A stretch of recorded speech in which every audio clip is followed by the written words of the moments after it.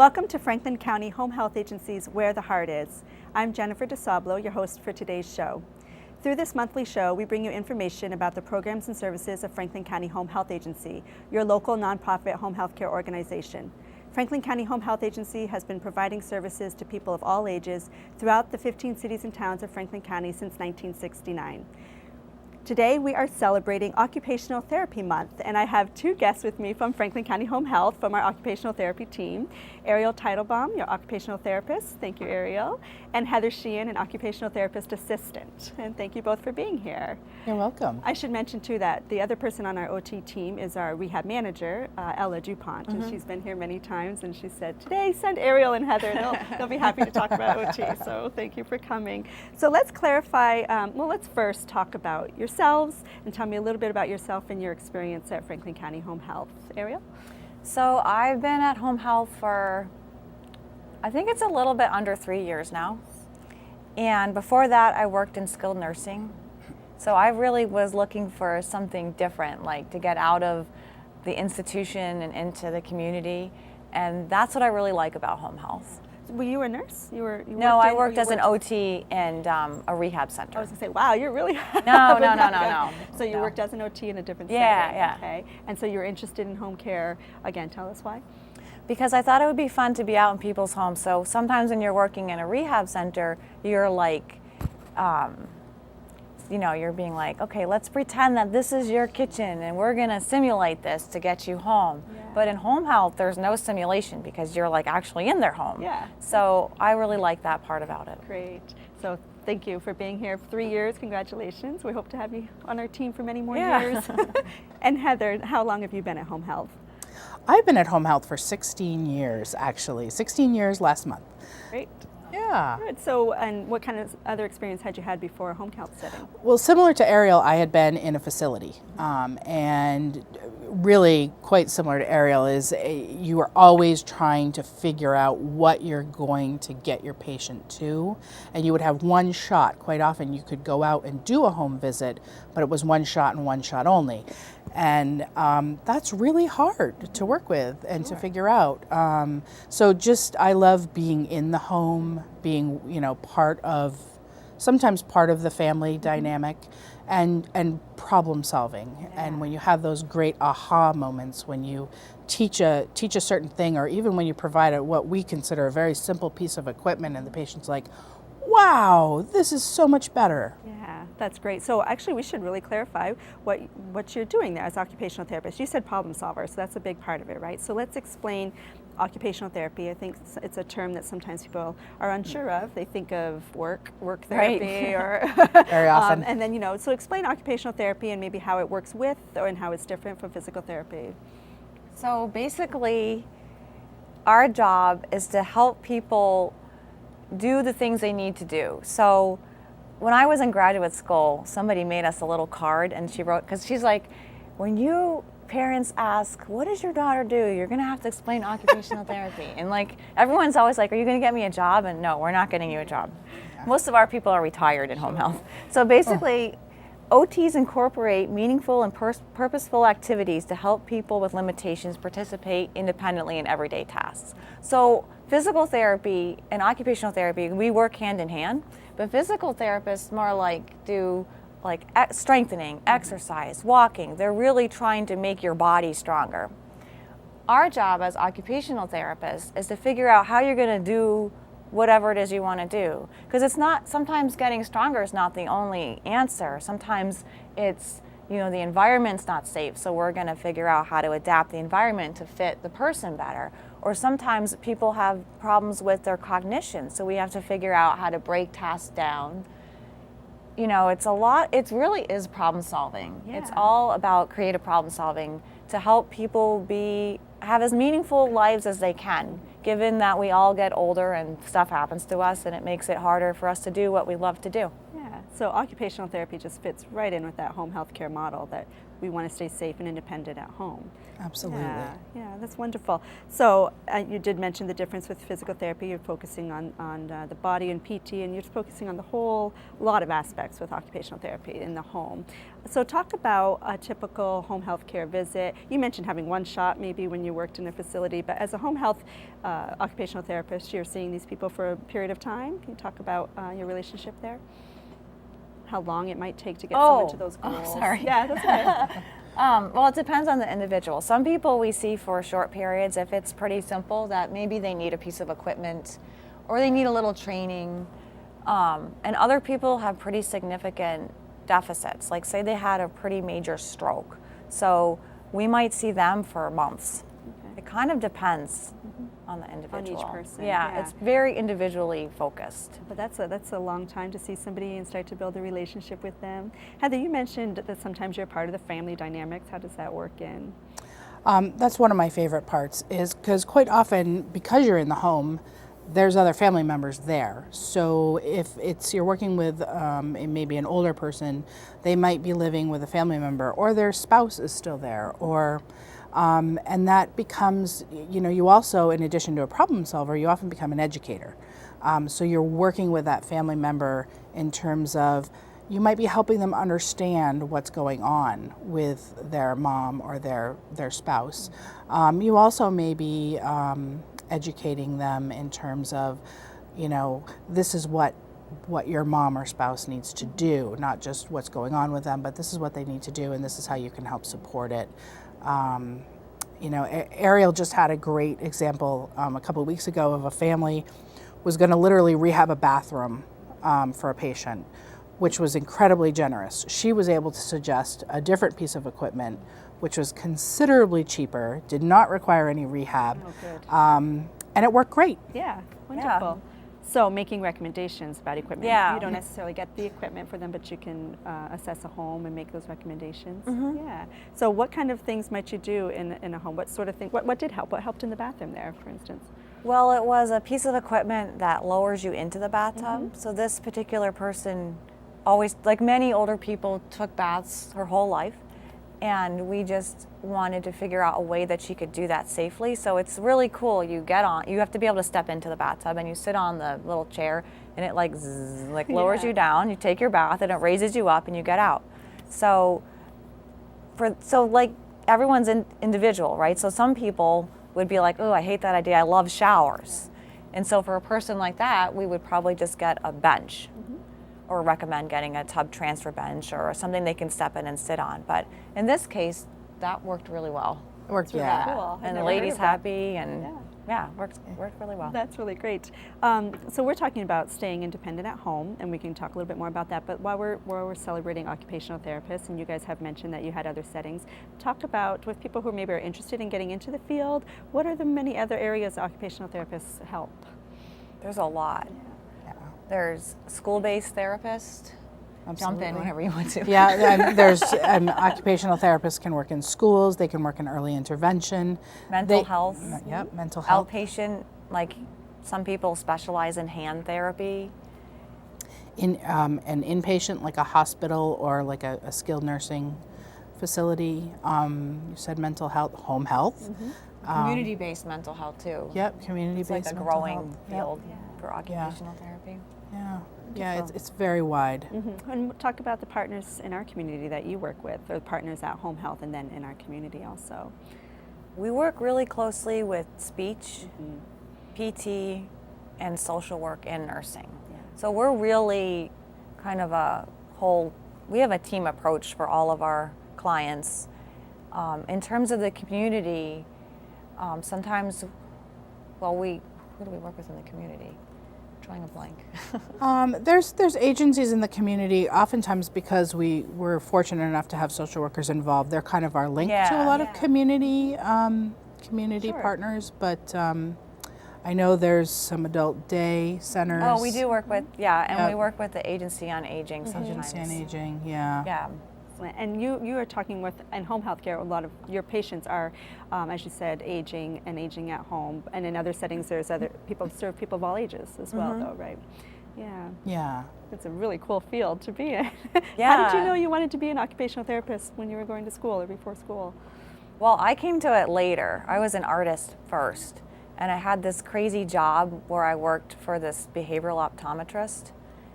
A behavioral Yes, optometrist. I don't even know if you want me to go into it, but I liked working with the patients. Yeah.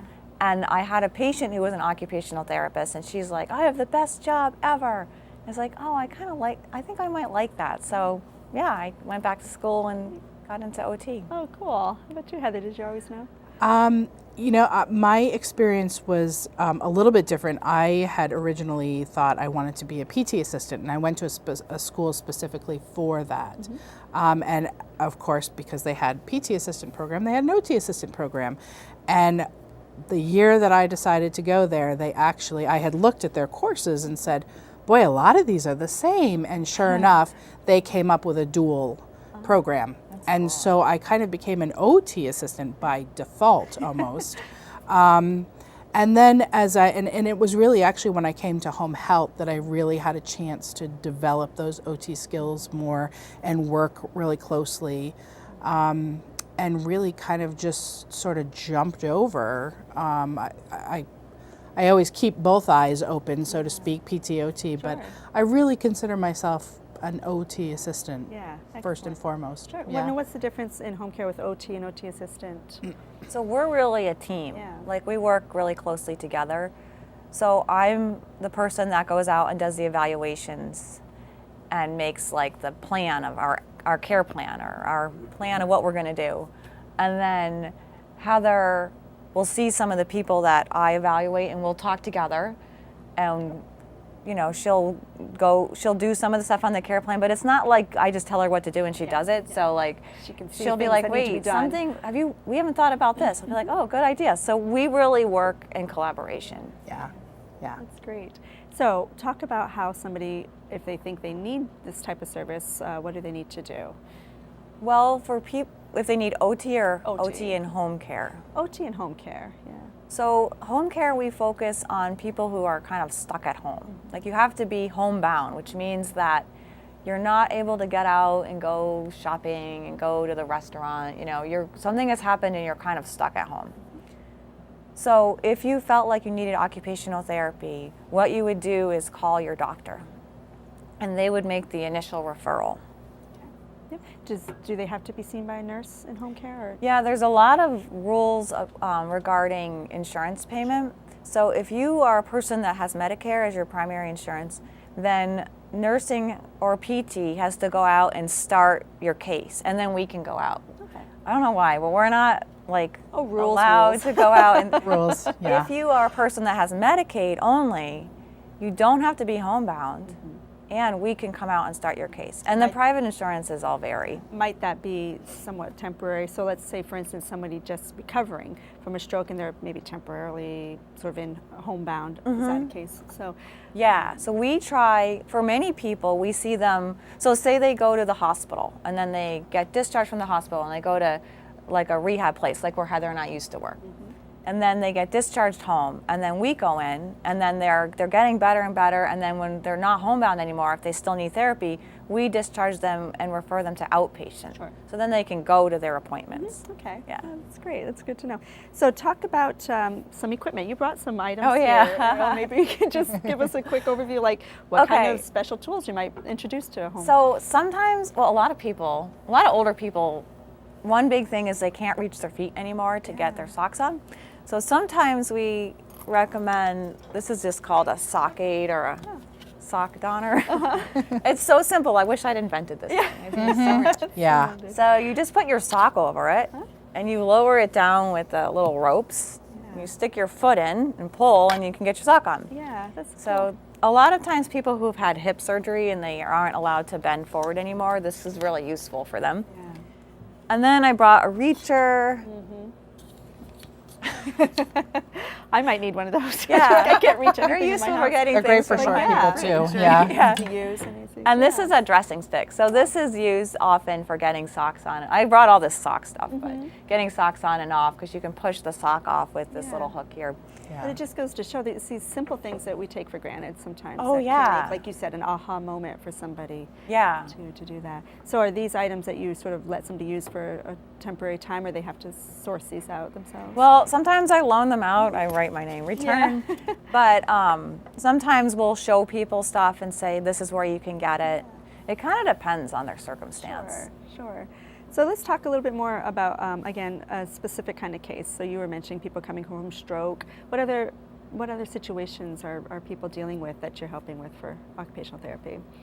Medical conditions or life situations? Well, if I think about currently, we have people who have like a fractured shoulder. We have people who have difficulty breathing, and we have to work with them on slowing down and relaxation and stuff. We've got people who have had a stroke and are relearning how to do things. Who else can you think of that? And sometimes people just with chronic existing diseases like arthritis. That's right. And managing pain. Or dementia. Yep.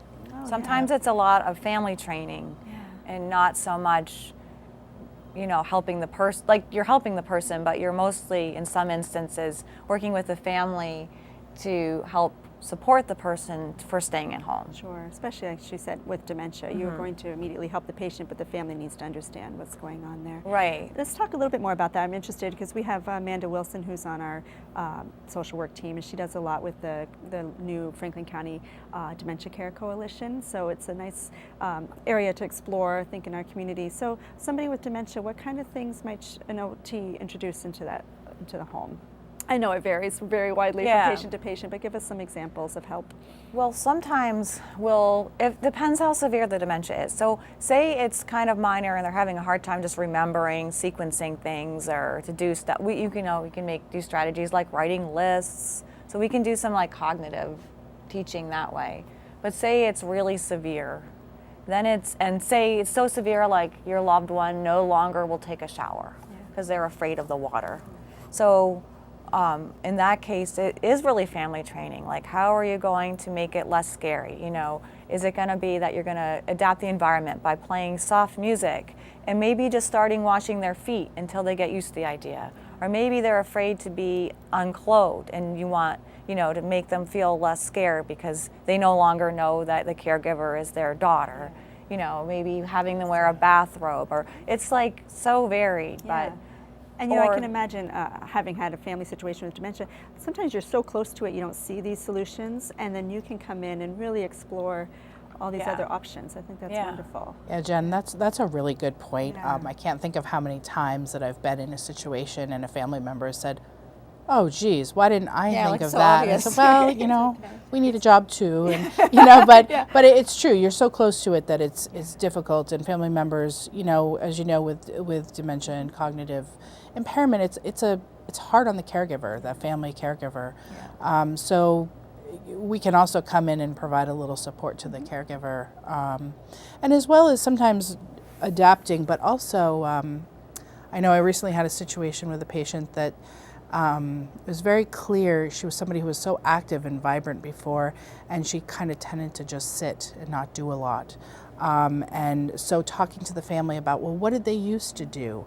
If they were a big crafter, trying to bring those elements of their life back in. Because it's not functional to just sit in front of a TV all day. And not moving her body, other things can start right, to happen. and just, and it's amazing what happens when you engage, and it's not like, trying to get them to make a 29-piece quilt again, but, maybe they're doing some stitching. You kind of bring it back to baseline. But that's I think, one of the very fun aspects of working with cognitive impairment or dementia. So, and you also mentioned, I think is another interesting area, is when you mentioned energy conservation, like they're getting tired easy and stuff. Talk about some of the tips you give people who are dealing with breathing issues. So a lot of it's pacing. Like, most of us are conditioned to like just get up and go, and like this has got to get done. So you just do it as fast as you can, and then you're like, So it's teaching people strategies like, okay, if it's too tiring to do the whole thing, break it down. Or stopping and breathing in between parts of it. Or simplifying so that you have all your tools out and you don't need to be like reaching all over the place to get your pots so that you can make supper or whatever. So we do just it's a lot of education really on how to change how people are going about doing whatever it is they want to do so that they can still do it without being as exhausted and short of breath.